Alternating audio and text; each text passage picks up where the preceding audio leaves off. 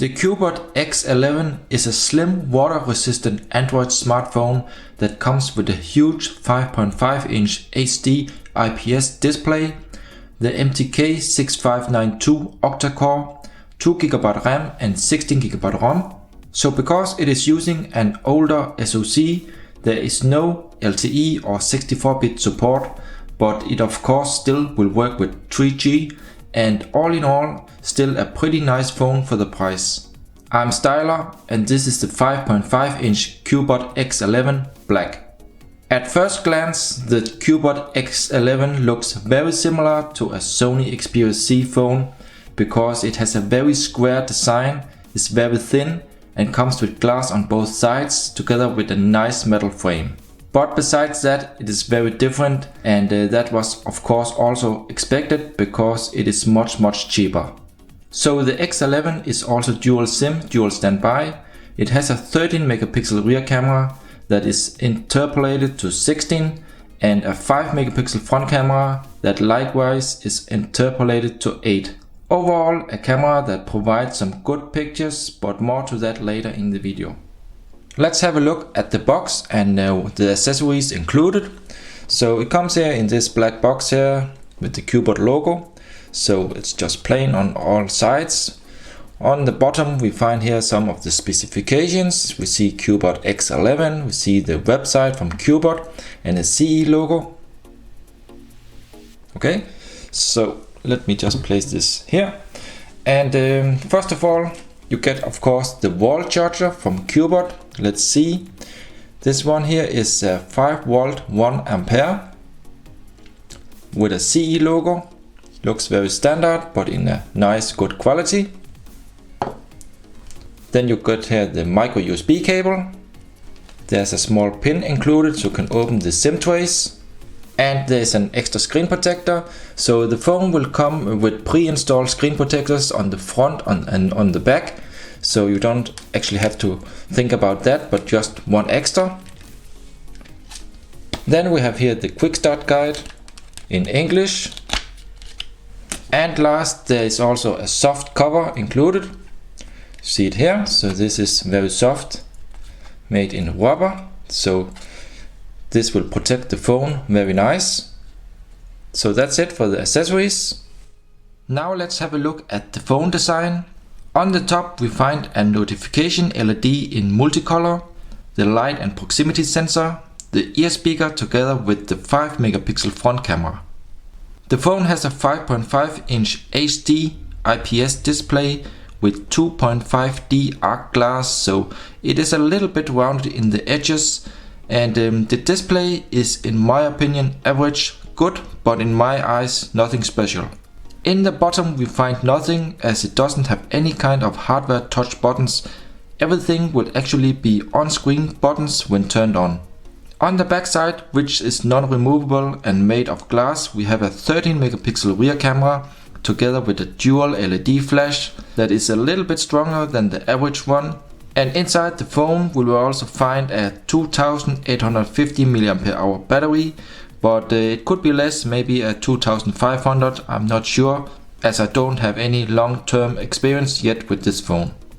In the bottom of the phone we find the micro USB port and the microphone together with the built-in speaker. And the speaker is actually pretty clear and loud. On the right side we find the power button and a combined Nano SIM or TF card slot hidden behind a water-resistant flap. In the top we find a working IR blaster, and there is no IR blaster app included on the phone when you get it, but you can download the Sasa remote app from the Play Store and this will work just great. And last, on the left side we find the 3.5mm headphone jack and a single SIM tray for micro SIM, and again hidden behind a flap. And let me now show you here the SIM trays close up. So you see the SIM tray here. And here you see the second SIM tray. So now to some real hands-on and some few tests. Let's have a look at the phone. We see here the lock screen, and when you press here you will have some different shortcuts. Let me just unlock. We have here the stock UI, the stock launcher, and you can see here it's actually pretty snappy. So the old SoC here, the MT6592, is not slow at all. Still does a pretty decent job, I would say. Let's see here in the app drawer. Snappy and fast. Let me try to press here, and we see these are just stock, the wallpapers, widgets and settings, the overview. Let's just very quickly here see the widgets, also fast and snappy.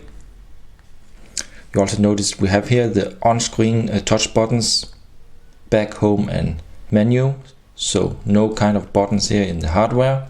And let's have a look on the viewing angles. So you can see here the viewing angle is really nice here.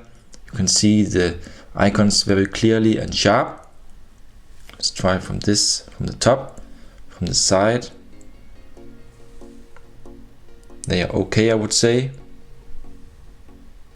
This is definitely an IPS display. And regarding the vibration in the X11, it feels very good. It's strong and hard, just like I want it to be in a phone. Let me now try to test out the Multitouch. So let me just place it here so you can see how many touch points it supports. Let's see. So 10 points are registered, so that's really nice for a phone in this price class. Not just 5 that we see on many other cheap phones, but up to 10 points. So thumbs up for that, Cubot. And next up, let's test out with Light Manager the notification LED. You see it here, flashing red. Let's try to change this to green. Yeah, so this is green now. Let's try blue. Yeah, we see it here in blue now. So that's nice. We have red, green and blue notification LED. Let's also have a look at the reception and the Wi-Fi. So the Wi-Fi in this phone here is really good. You can see it's in top. And with the network reception, you can see I'm on 3G with my SIM card here, and it's roaming, but the signal is excellent and good. Let's try out a test call.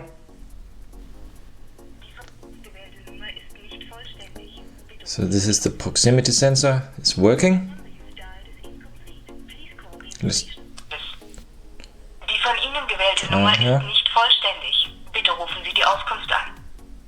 And let us try to put the ear speaker here up to the microphone.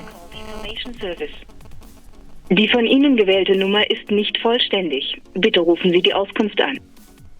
The number you've dialed is incomplete. Please call the information. Okay, so you can hear the sound from the ear speaker here is loud and clear. No problems at all. And let me show you also the Sasa remote app. This one was not on the phone when I got it, but you can just download the Sasa remote from the Play Store. Just go into the Play Store and search for it, and you can download it and you can set up your TV. I set up my Samsung Ultra HD TV, and it works great even 5 meters away from the TV. This IR blaster still will work, so excellent IR blaster and range. And let's have a look in the settings. So this phone here does not support air gestures or smart features and so on, but let's just have a look on some of the most important settings. Let's see in the storage first. So we see we have one partition here with the total space 13.24 gigabytes, so that's good. We have all the space available. You can of course also mount an SD card. And let's have a look inside the apps and the RAM consumption. We see 1 gigabyte is currently used, 0.88 gigabyte free, so it's okay, about half. Let's see in language and input.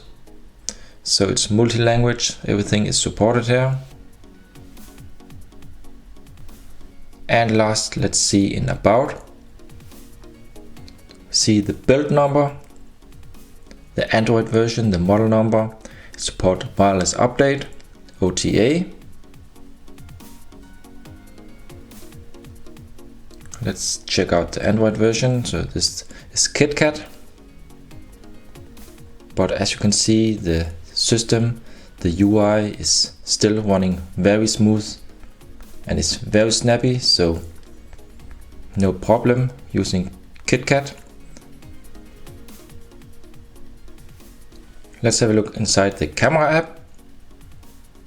So the camera is very stock, nothing fancy, nothing special, just have all the normal settings for MediaTek. But let's see in the settings. Let me just scroll through these. HDR is supported. We have the picture size 16 megapixels in full screen. Let's try 4:3, also 16, but these are of course interpolated, so the real megapixel will be maybe 13 for the rear camera.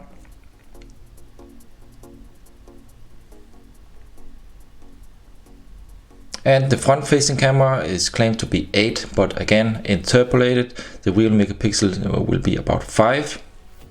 And for camera samples, remember to check out the video description. I will add a link there where you can find some. Let me also show you the focus. Here you can see it focus, and here you can see it focus. So the focus is definitely working fine, because I saw another review where the focus didn't work at all. But as you can see here, in the updated version, or at least this version I'm using here on the phone, the focus is really good and works like it should.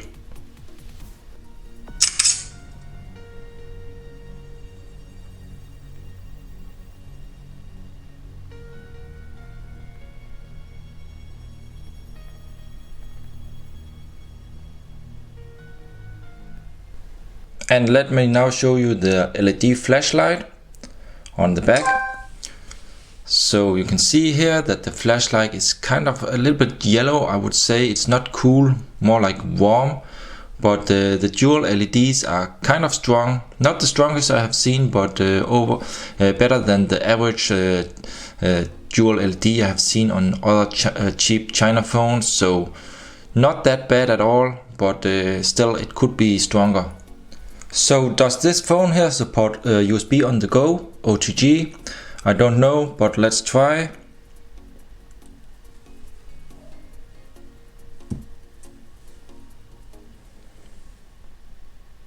So nothing is happening, so it doesn't seem to recognize the USB on the go cable with the stick here. So unfortunately, no USB on the go support. So some few words regarding the 3.5mm headphone jack. I tested with some headphones, the Xiaomi Piston 3 or 2, and actually the sound is very good in this phone here with headphones. It's very loud. It has good quality in the sound, good bass, and the sound generally is very clear. So it's a joy to listen to music with headphones in this phone here. So now I'm going to run some different test apps and a game. I will turn up for the background music as always, so let's check it out.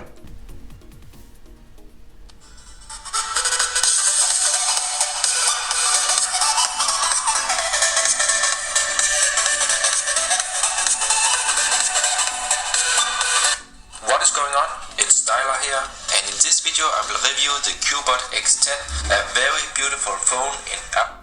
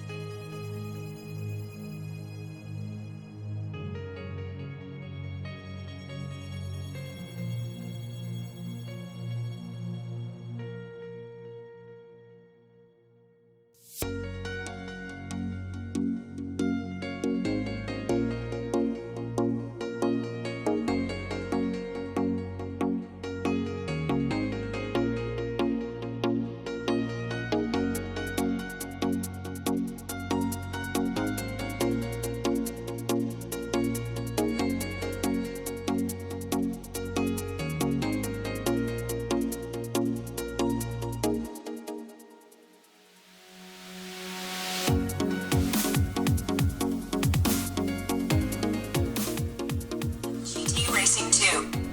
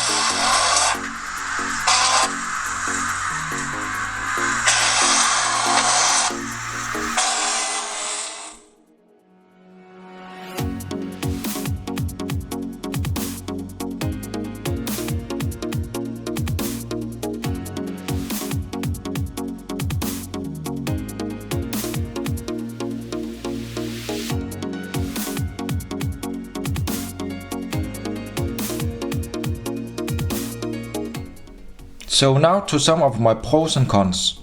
So first to the pros. The Cubot X11 has a very thin design and very good build quality. The materials are a mix of glass and metal and it looks really premium. It has a multicolor notification LED, so that's a really great thing, as we lately have seen many new models that are missing that. It has pretty good GPS signal and e-compass also worked as it should. And the camera provides some nice pictures, and when I tested it, it was with good focus. Even though they are not super high quality, they still look decent. And it is also cool that the phone features a real IR blaster on the top that works fine with the Sasa remote app from the Play Store. And last, the screen supports up to 10-point multitouch, something that is rarely seen on China phones in this price class. So to the cons are that the phone is not really waterproof as first advertised. Cubot even also warned me to put it under water, so in fact it is just water resistant, and that is of course still better than nothing, because some light rain will then not hurt the phone. The phone is using the older MT6592 SoC, so no 4G LTE or 64-bit support.